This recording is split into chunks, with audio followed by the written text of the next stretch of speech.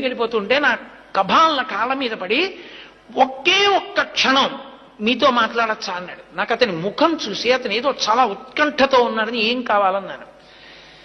మీరు చెప్పినంత నమ్మకంతో నిలబడితే వెంకటేశ్వరుడు పిలుస్తాడా దర్శనానికి అన్నాడు. నేను హామీ, ఖచ్చితంగా పిలుస్తాడన్నాడు.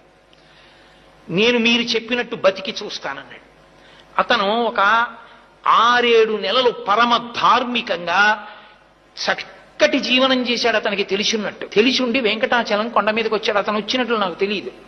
అతను కొండ మీదకి వచ్చి నాకు ఫోన్ చేశాడు. ఏమని ఫోన్ చేశాడంటే, నేను కొండ మీదకి వచ్చాను, మహాలఘు దర్శనం జరుగుతోంది, నిన్ను నమ్మి ధర్మాన్ని పట్టుకున్నాను, గురువుగారు చెప్పారు ధర్మం పట్టుకుంటే నువ్వు దగ్గరికి తీసుకుంటా ఉన్నారు, నన్ను కూడా తోసేస్తారా, నన్ను దగ్గరికి రానివ్వవా, నువ్వు నన్ను దగ్గరికి రానివ్వకపోతే ఇక నా శేష జీవితంలో ధర్మం పట్టుకోను, నువ్వు నన్ను